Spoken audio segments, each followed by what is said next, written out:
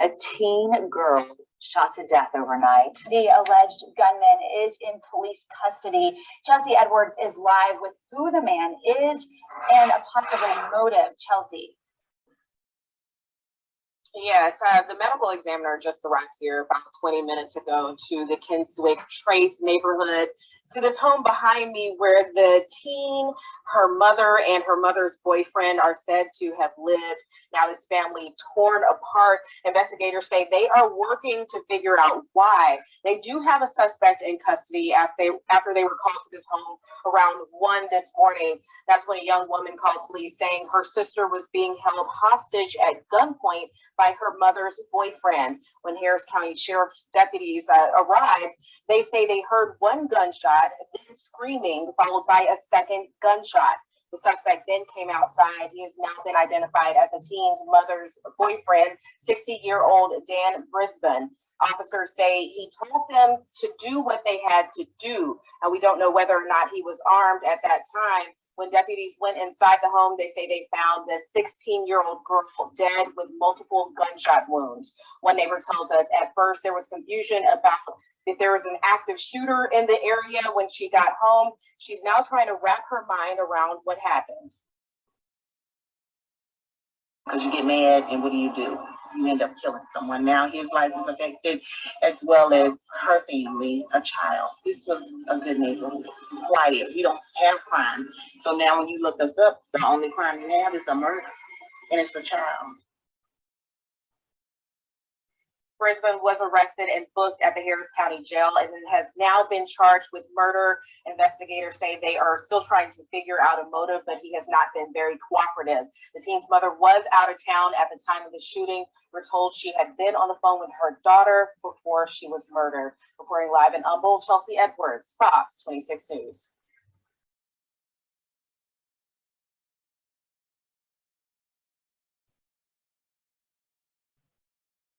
Bond has been set for the 60-year-old man charged in the murder of his girlfriend's teen daughter.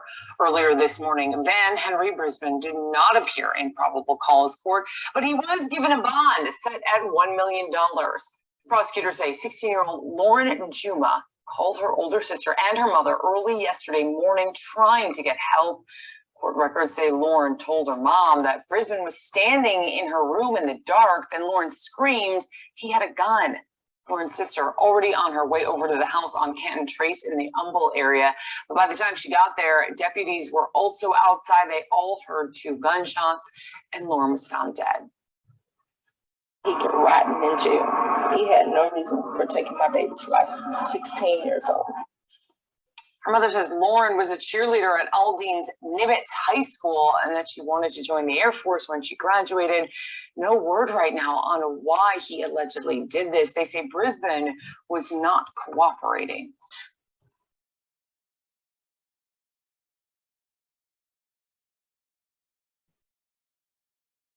Verizon Business Unlimited is going ultra. Welcome guys, welcome back to my video. Today I want to share with you a story about the 16-year-old girl out of Texas that been shot by a mother's boyfriend. It's another domestic violence situation. Like I said, I'm just gonna bring these stories out so people can be more aware about who they with, you know, and the type of men you bring around your kids, female you bring around your kids. You have to be aware. I thank God I didn't have those issues as I was raising my kids coming up. So you just have to be aware of who you with and who you bring around your kids. And I know sometimes you could be with somebody for years and not know who they are, you know. And it's just a scary world out here. But this young girl did not have to die. I want to say rest in peace, Lauren. She did not have to die. It was a senseless murder. He deserves to rot in jail. They had the nerve to set his bail to $1 million. He don't even deserve a bail. My take on this is, I don't know, he probably wanted to be with that young girl, and because he could not have her, he did what he did. Because I don't know the whole full situation, In one of the interviews, the lady was like, because you mad, so you kill somebody. So maybe he was mad at the mother, but that still don't give him the right to take that child's life. And I just want us to be more aware of who we are with. But I did read in one article where they said this is not the first time the kids have told the mother that he was acting creepy. He was acting weird. So the red flags was there. Now, she didn't listen. The red flags was there, you know. Like I said, if she was trying to get out, and the easiest way and the quickest way to get out and the smartest way to get out for me is to move in silence. Don't let nobody know what you're doing. Not even close family members. Maybe outside counseling people that's helping you, trying to move away from that situation. But your closest people to you, your allies, your friends, your foes, do not let them know. Because you never know what kind of relationship they have with that abusive person. And nowadays they got this narcissistic shit going on around here where the abusive person will make you look like you the crazy one. So you have to really move in silence. And you also have to protect your kids. If your kids coming to you and telling you, Mom, this is going on, blase, listen, heed the word. She should have been listening to her kids because they told her this man was creepy. And I just want to share this with you guys. Thank you for listening. Don't forget to like, subscribe, and share. I'm gonna bring out content. We're trying to be consistent. I'm gonna do right.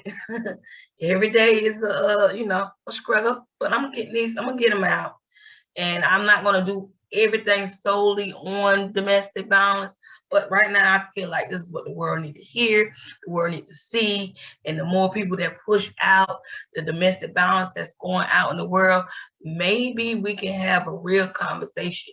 Maybe we'll see what's the problem, why it's so much emotional attachment, why it's so hard to let go. Maybe we can go deeper and see where this abuse stems from, because not only does it traumatize the person that's involved, it traumatized the whole family. It messed up the whole family union, the kids.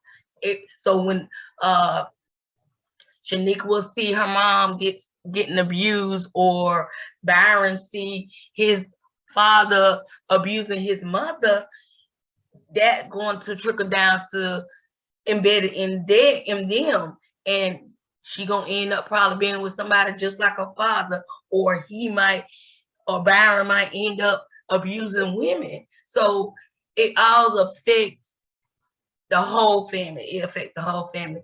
And I just want to be a voice out here to help people, and not only help people, but help myself, because I am a person that went through domestic violence.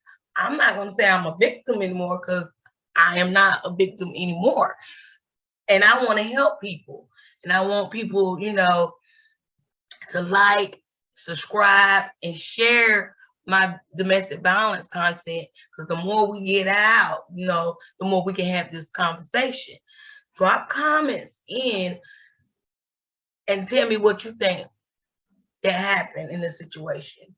Just our opinions, we can agree to disagree. It's just an opinion. Or drop in the comments how you escape a domestic violence situation. Or drop in the comments if you're still in a domestic violence situation and you don't know how to get out. Maybe somebody in my comment box can give you some advice, or help you, give you that push, to give you that understanding why you need to leave.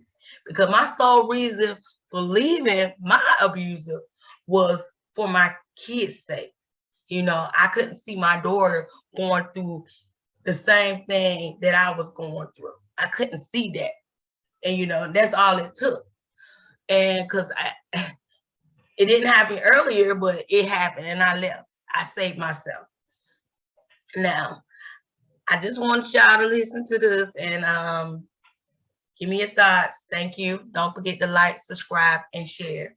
And also, it's going to be a number down here. If you're going through domestic violence or whatever, and you need help, call this number at the bottom, and maybe they'll give you the help you need. Thank you. I'm Renee Michelle.